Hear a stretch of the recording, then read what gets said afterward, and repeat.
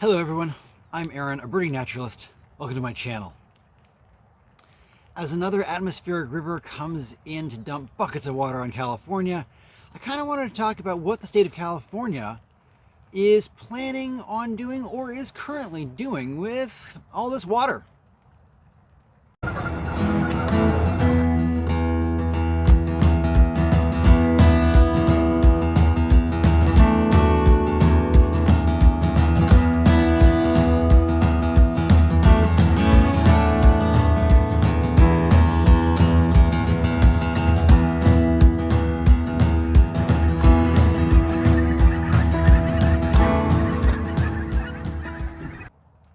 So over the past few months, I've made a few videos on various aspects of water in California. Flooding and drought, atmospheric rivers, climate change and precipitation, topics like that. And it's been interesting to see some of the feedback and comments that I've gotten, both here on YouTube and over on my Instagram account.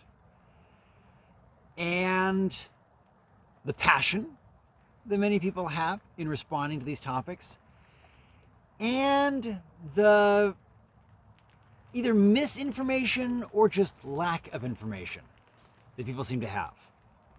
So I kind of want to take a few moments and talk about what California is doing with regards to stormwater, water management in general, and take that kind of as what they're doing now and what the state is planning to do in the future. And also to explain at least one component of why water managers in the state of California make the decisions that they make. So as far as what the state is doing or hopes to do in the future, the governor signed an executive order just a couple of weeks ago that highlighted and authorized funding for increasing the amount of stormwater that is held and then allowed to percolate into the ground and stored as groundwater. Something like $1 billion have been assigned to this, and it's going to definitely make an impact on how much groundwater is recharged, the sort of amount of water that this dirt, the rocks hold, and also how quickly that can happen. The state is also expanding the abilities of urban areas to capture stormwater runoff and hold it. There's a lot of potential when water falls on a city like, say, Los Angeles, to capture that water, maybe store it in underground cisterns underneath parking lots, stuff like that, or in tanks above the ground, and then be able to use that water later, maybe in the summertime when it's hot and dry. And so sort of expand the ability of urban areas to capture that water for later use. The state is also expanding its ability to recycle water. So, for example, when you irrigate a lawn, sometimes some of that water rolls off. You put enough water in the soil, saturates soil, plants get all they need, but then there's some runoff. You see some of this sometimes on sidewalks where an irrigated lawn has water spilling off the lawn, off the plants, onto concrete. If you can grab that water and reuse it, that's great for water efficiency. And also there's all sorts of gray water systems where, maybe the water that's used in a dishwasher or the laundry machine can be, instead of just flushed down the drain, can be captured and then reused for something else. Depending on what soap you use and what else is going on with that water can often be very easily used to irrigate those lawns, for example. So there's a lot of water recycling processes that could really increase the kind of miles that you get out of your gallons of water. So make the same amount of water stretch farther. And the state is definitely investing in sort of institutionalizing a lot of those. And finally, there are all sorts of efficiencies that the state is undergoing to take the water transportation system in California, which is huge, and making it more efficient, repairing leaks, reducing opportunities for water to evaporate off, all sorts of stuff like that. And the state of California is doing all of these things right now.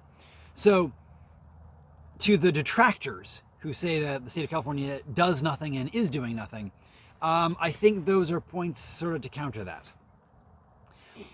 Another topic that I saw a lot of in the comments to my videos and Instagram posts was this feeling that the leaders of California and the leaders of California's water agencies are basically idiots because they're not capturing every drop of water they possibly can. So they're releasing so much water from reservoirs, flowing down to streams and not being used for humans. And I have sort of 2 points pushing back against this idea. One is having water flowing down rivers is actually a good thing. Naturally flowing rivers are rare and beautiful and wonderful. And even rivers that have dams on them, when the dams release water from the reservoirs behind them, that creates flow, and oftentimes those flows are mimicked to simulate natural flows. And that's great because all of the animals and plants that live in that river have evolved and adapted to those natural flow regimes. They're expecting floods and droughts and certain patterns and in certain seasons. And if we can cause rivers, albeit artificially, to mimic those natural patterns, all the animals and plants are going to benefit from that. So saying that water shouldn't be flowing down rivers is kind of short-sighted in my opinion. It definitely is very homocentric. It's saying humans are really important, we want the water for ourselves, and everyone else, they're just out of luck. The other point that I have is actually sort of being exemplified by what is going on in California right now. Over the past couple of months, a large amount of snow has fallen in the Sierra Nevada mountains, which is fantastic. It's great. It's great to have that snowpack up there. But right now, in kind of mid-March, we are having an atmospheric river come through that's kind of on the warm side and very much on the wet side. And what this is going to yield is something called a rain-on-snow event. Technical term right there. And a rain-on-snow event is exactly what it sounds like. I've talked about them before on this channel, but it's when you have a big snowpack and then it rains on top of the snow. And what does that do? The rain is warmer than the snow, and so it tends to melt the snow. And so you have the water from the rainfall hitting the land, flowing downstream. And on top of that, you also have all the melted snow flowing downstream as well. And so you have this sort of extra large pulse of water flowing down out of the mountains of California. This can be a big problem, especially if all of your reservoirs are full because you've been grabbing and holding every drop of rain you possibly can. If a reservoir is full, is at capacity, then when a big bunch of water comes down and flows into that reservoir, there's nowhere for that water to go. And it overtops the reservoir, or the reservoir has to release it, and it flows downstream in kind of a big, uncontrolled, sometimes rather dangerous form. These big floods, they can overtop riverbanks, they can break levees, they can destroy homes and businesses, they can kill people. They're dangerous. So what water managers do is kind of counterintuitive, but during the winter, when all this rain is coming, they're actually releasing water out of reservoirs. They're actually dropping water levels down in reservoirs so that those reservoirs have capacity for when that next big storm comes and that next big flood of storm water comes into the reservoir isn't completely full. It's got space. And so it can hold that water and then again release it in whatever pattern the reservoir managers want to. Safer, often gentler,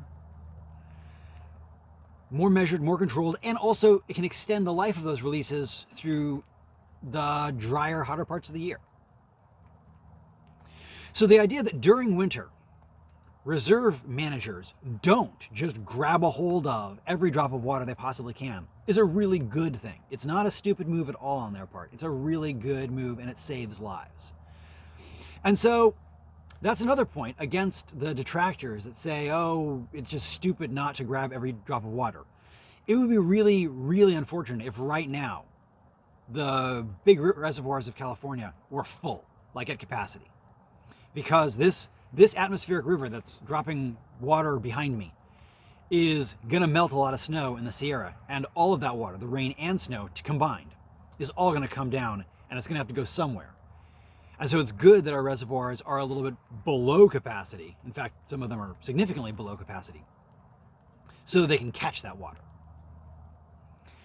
So there's some sort of food for thought. I'd be really curious to see what you have to say about this. What do you think about water management in the state of California? What do you think about the people who are mad at the way that water is managed in California? I'd love to hear all your comments. Share them in the comments here on this video. Go over and follow my Instagram account. That's cool too. And enjoy the rain. Stay safe and dry. And until next time, enjoy the natural world.